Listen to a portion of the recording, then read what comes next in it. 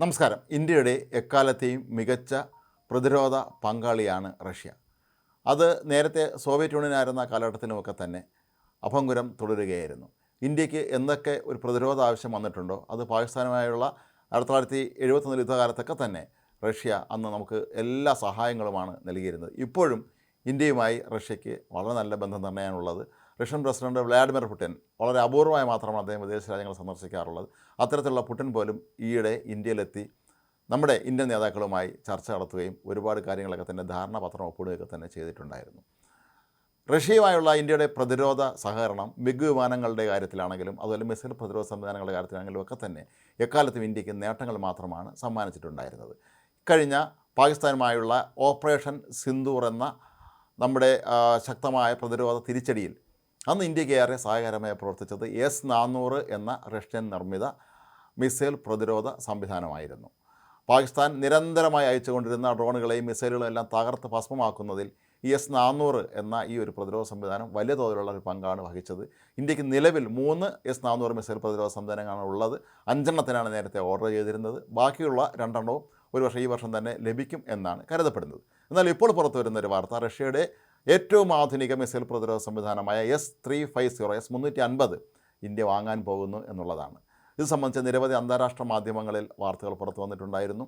അതീവ മാരകമായ പ്രഹരശേഷിയുള്ള ഒന്നാണ് ഈ S-350 എന്നാണ് ഇപ്പോൾ പുറത്തു വരുന്ന റിപ്പോർട്ട്.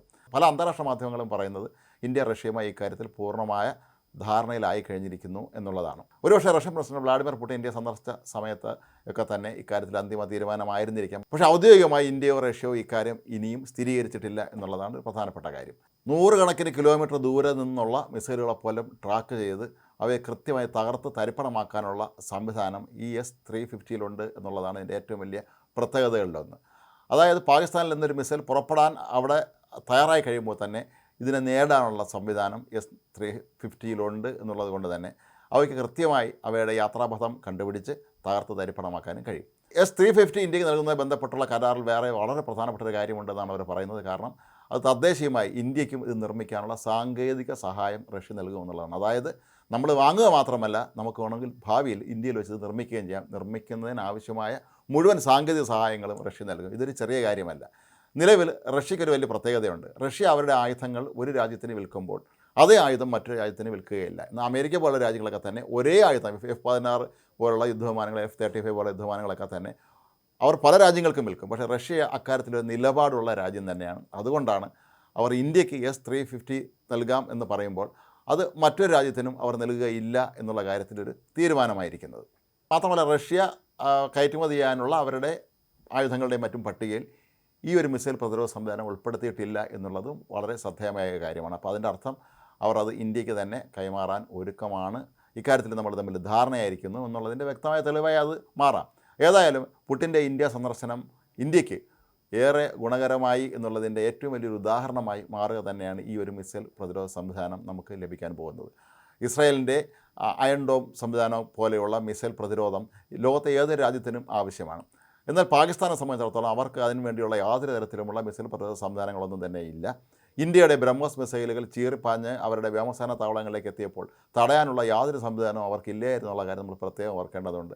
അതുകൊണ്ട് തന്നെയാണ് ഓപ്പറേഷൻ സിന്ദൂറിൽ ഇന്ത്യക്ക് അവരുടെ പ്രധാനപ്പെട്ട വ്യോമസേന താവളങ്ങളും അവരുടെ വിമാനങ്ങളും എല്ലാം തന്നെ നിമിഷ നേരങ്ങൾക്കുള്ളിൽ അടിച്ചു തകർക്കാൻ കഴിഞ്ഞത്. പക്ഷേ ഒരൊറ്റ മിസൈൽ പോലും ഇന്ത്യയിലേക്ക് വന്ന് വീണ ആർക്കും തന്നെ ഒരു ദുരന്തവും ഉണ്ടായില്ല എന്നുള്ളത് നമ്മുടെ മിസൈൽ പ്രതിരോധ സംവിധാനത്തിൻ്റെ ഏറ്റവും വലിയ നേട്ടമായി തന്നെ കണക്കാക്കേണ്ടി വരും. അതിൽ പ്രധാന പങ്ക് വഹിച്ചത് S-400 തന്നെയാണ്. ഏതായാലും റഷ്യയുമായുള്ള ഈ ഒരു വ്യാപാര കരാറിൻ്റെ വിശദാംശങ്ങൾ ഇനിയും പുറത്തുവിട്ടില്ല. ഒരുപക്ഷെ പ്രതിരോധ ഇടപാട് ആയതുകൊണ്ട് കൂടിയായിരിക്കാം പെട്ടെന്ന് തന്നെ അത് പുറത്തു വരാത്തത്. ഒരുപക്ഷെ കാലങ്ങൾ കഴിയുമ്പോൾ ഇന്ത്യ അക്കാര്യവും വെളിപ്പെടുത്തുമായിരിക്കും. എപ്പോഴും രാജ്യങ്ങൾ തമ്മിൽ പ്രതിരോധ കാര്യങ്ങളിൽ പരസ്പര സഹായം അല്ലെങ്കിൽ ഇത്തരം കയറ്റുമതി കരാറുകൾക്ക് ഏർപ്പെടുമ്പോൾ അത് എപ്പോഴും പരസ്യപ്പെടുത്താറില്ല എന്നുള്ളത് ഒരു പ്രധാനപ്പെട്ട കാര്യമാണ്. ഏതായാലും ഇന്ത്യക്ക് വലിയൊരു നേട്ടമായി മാറാൻ പോവുക തന്നെയാണ്. നമ്മുടെ ആകാശങ്ങൾ ഇനിയും ശക്തമായി തന്നെ പ്രതിരോധിക്കപ്പെടും. ശത്രു രാജ്യങ്ങൾക്ക് ഒരിക്കലും ഇങ്ങോട്ട് മിസൈൽ അയച്ച് ഒരു ഇന്ത്യക്കാരനെയും അപായപ്പെടുത്താൻ കഴിയുകയില്ല എന്നുള്ളതിൻ്റെ ഏറ്റവും വലിയ ഉദാഹരണമായി മാറുകയാണ് ഈ പുതിയ S-350 വരവ്.